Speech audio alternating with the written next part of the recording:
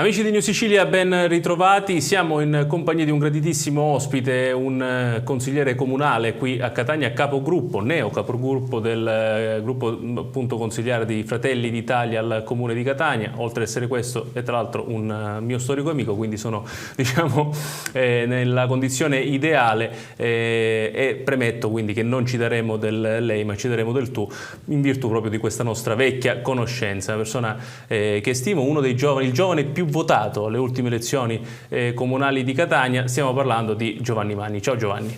Buongiorno a tutti. Buongiorno Santi. Buongiorno. Con Giovanni oggi parliamo appunto di quella che è stata fino adesso la sua esperienza al Comune di Catania, questo primo mandato da consigliere comunale.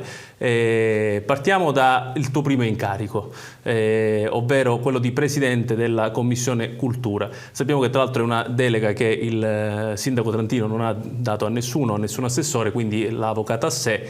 E questo, diciamo, ti ha messo anche in prima linea spesso e volentieri proprio perché non c'era un assessore di riferimento. Cosa avete fatto come presidente di commissione insieme, diciamo, a tutti gli altri componenti? La commissione si occupa di cultura, di pubblica istruzione, di sport e di turismo, e sono fondamentalmente le deleghe che poi ha trattenuto il sindaco, e quindi assolutamente sì, quello che hai detto. Mi sono ritrovato spesso e volentieri ad affrontare criticità e anche opportunità importanti per la nostra città. Abbiamo lavorato tanto su molti regolamenti nel mondo scolastico, uno su tutti sulla refezione scolastica, quindi ciò che mangiano i nostri bambini all'interno delle scuole, e lo abbiamo approvato appunto in consiglio comunale. Abbiamo lavorato a tantissimi progetti, uno su tutti quello del Palanesima, che in questo momento è in fase di ristrutturazione con un finanziamento di 14 milioni che alle casse comunali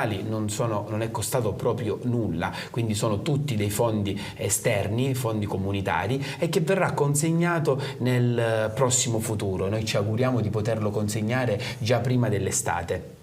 Tanti sono stati gli obiettivi, abbiamo lavorato tanto alla Notte della Cultura, quindi anche aprire i musei in momenti diversi rispetto a quelli in cui siamo sempre stati abituati a vederli. Abbiamo lavorato a tanti regolamenti, ad esempio quello sulla consulta comunale dei giovani o svariati regolamenti. Devo dirti che sono stati 2 anni importantissimi per me, perché sono stati carichi di una formazione politica che mi ha fatto capire effettivamente poi all'interno la burocrazia, alle volte la lentezza stessa anche della burocrazia, piuttosto che essere in prima linea ed essere poi decisivo nell'approvare quel determinato regolamento. Mi ricollega un passaggio che hai fatto circa l'iniziativa appunto della Notte dei Musei, perché spesso si dice che Catania sia una città un po' lontana dalla cultura, e invece abbiamo visto che questo tipo di iniziativa ha avuto grande successo. Cioè, tu come l'hai percepita? Allora, noi siamo partiti da un progetto satellite che era Catania di notte, quindi dove abbiamo voluto unire il mondo della cultura al mondo proprio notturno. Quindi abbiamo chiesto agli esercenti ad esempio di stare aperti a un orario appunto prolungato. Abbiamo chiesto anche perché l'abbiamo organizzata nel periodo natalizio, anche ai mercatini natalizi, di restare aperti, e devo dirti che dopo il primo progetto, quindi dell'anno scorso, che è stato un grandissimo successo perché stiamo parlando di oltre 5.000 presenze all'interno dei musei che costavano un solo euro, quindi un prezzo simbolico, quest'anno abbiamo riproposto l'iniziativa ed è stata ovviamente continuata a essere un successo, e anche i numeri sono aumentati. Quindi la cosa bella è che poi è un progetto che noi ci ritroveremo negli anni, e che sono sicuro ora il nuovo presidente della 7ª commissione, a cui faccio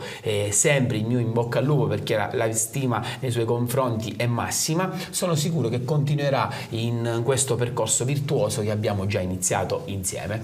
E ricordiamo appunto che tra l'altro Catania potrebbe essere protagonista della cultura, perché sappiamo che è una delle candidate finaliste alla Capitale della Cultura 2028. Il sindaco Trantino proprio settimana scorsa ha presentato il dossier a Roma. Roma. Attendiamo di sapere quale sarà l'esito, anche se gli sponsor non erano male. Tra l'ultimo c'era Fiorello con il suo, diciamo, il suo video divertente. Un bellissimo video, esatto. Ci fa sempre molto piacere. Veniamo quindi alla nuova esperienza, perché tu hai lasciato la presidenza della 7ª commissione perché sei stato nominato appunto capogruppo di Fratelli d'Italia, che è il partito relativo di maggioranza all'interno del Consiglio Comunale, lo ricordiamo. Questa nuova nomina, questa tenera età, come l'hai presa? Te l'aspettavi?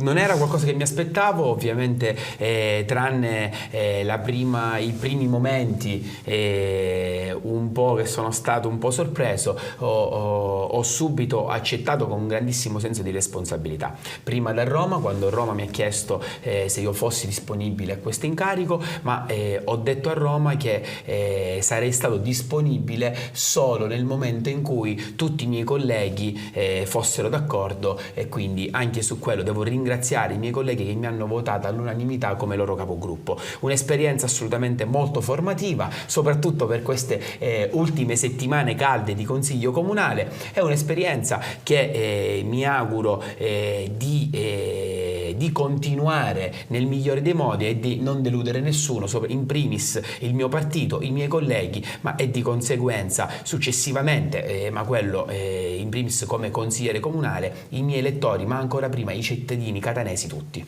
Ecco, restiamo un attimo sull'aspetto politico, perché Fratelli d'Italia negli ultimi anni ha avuto delle frizioni interne, lo sappiamo, sono stati persi dei pezzi all'interno del partito, tra cui Andrea Barresi e Paola Parisi, che erano due consiglieri comunali appunto in quota Fratelli d'Italia, che hanno abbandonato il gruppo. Dal punto di vista appunto della serenità del gruppo in questo momento, che aria si respira? Ma io ti dico che abbiamo dimostrato anche ieri assolutamente un gruppo compatto, lo stiamo dimostrando non tanto con le parole ma con i fatti. Stiamo riuscendo a dialogare in maniera tranquilla e sinergica all'interno dei vari gruppi consiliari. In un gruppo importante come quello di Fratelli d'Italia vi sono delle sensibilità ovviamente anche molto forti e si va discutendo. Io devo essere sincero, sono molto contento.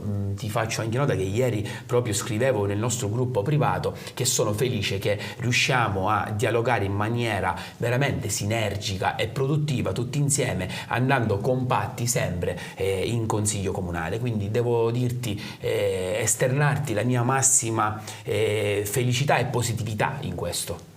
Veniamo anche all'ultima notizia, quella di ieri sera, appunto del Consiglio Comunale che ha approvato la variazione di bilancio.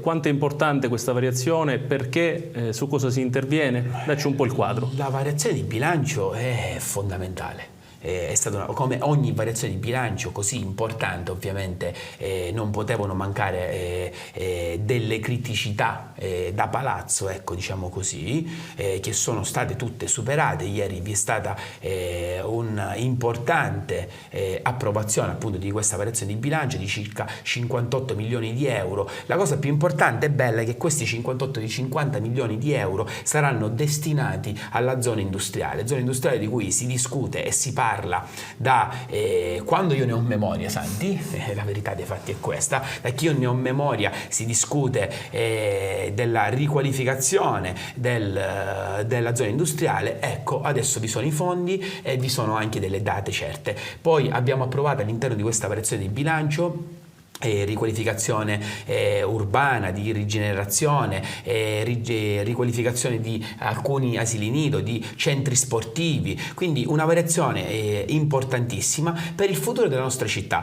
Quello che dicevo l'altro ieri in Consiglio Comunale era proprio questo, che noi dobbiamo raccontare questo ai cittadini catanesi, perché il cittadino catanese non vuole sapere le parti tecniche, magari le discussioni interne, i cambi casacca, piuttosto che quelle polemiche un po' sterili. Noi invece dobbiamo andare a raccontare che finalmente stiamo riuscendo a portare degli importanti risultati per la nostra città. E ci tengo a specificare, poi mi taccio, che tutti questi 58 milioni di euro sono tutti fondi esterni, quindi abbiamo avuto anche la capacità di reperire questi fondi e portarli sul territorio catanese.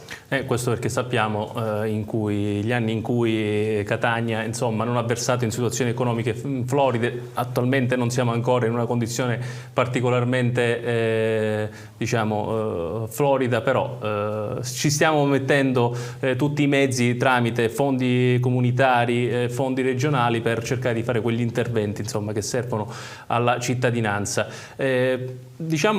Spogliati per un attimo dai panni di consigliere comunale, da capogruppo di Fratelli d'Italia in Consiglio, e dimmi, da cittadino, in cosa è migliorata Catania in questi anni in cui Trantino è il sindaco e in cui chiaramente tu fai parte della maggioranza di governo? In cosa la vedi migliorata rispetto a prima? Sulla visione. Io ritengo che Enrico stia dando una visione molto futuristica della nostra città, e ti dico dalla parte proprio meno politica, che alle volte questo non viene percepito.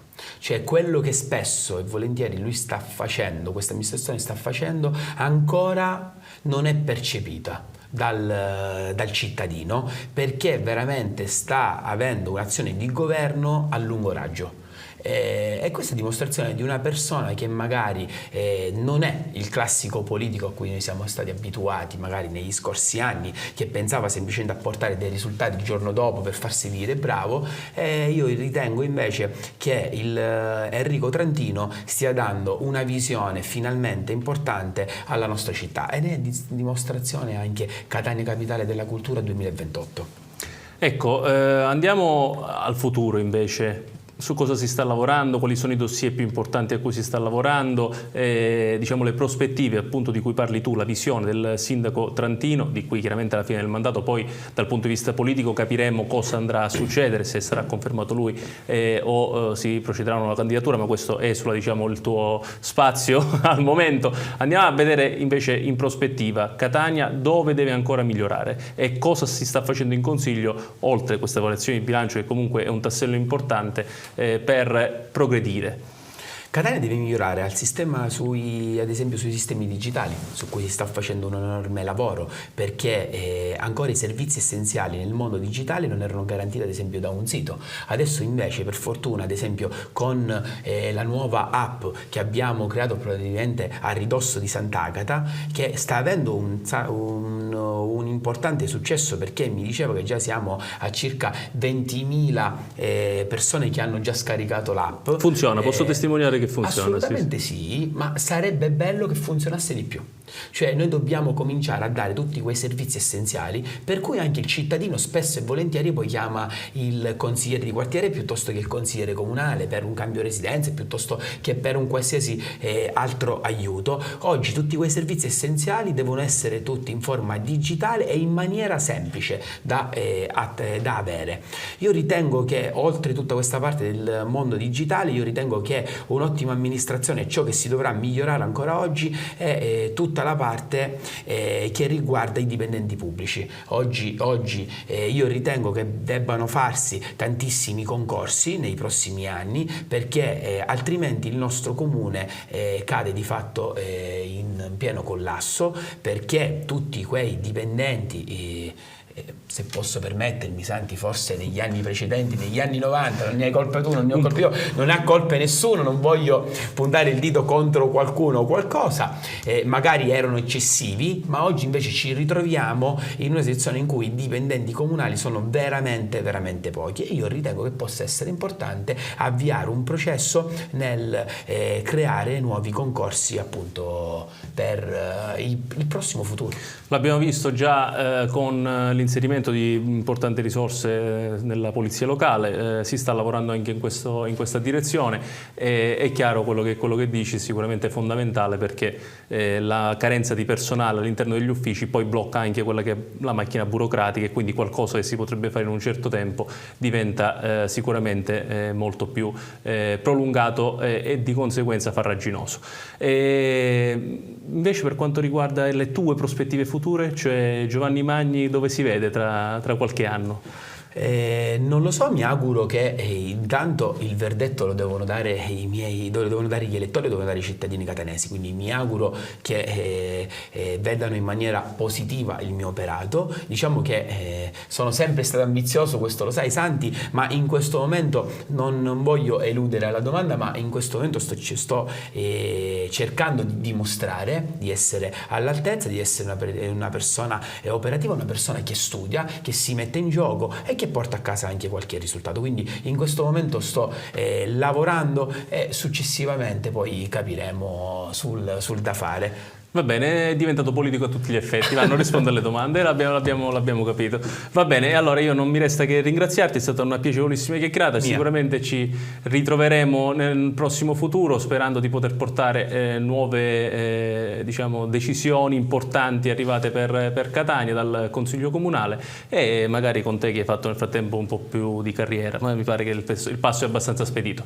Va bene, allora grazie ancora Giovanni per essere stato con noi. Buona giornata a tutti. E grazie anche a chi ci segue sempre da casa. Un abbraccio da Sant'Eligeri, dalla redazione di Io Sicilia.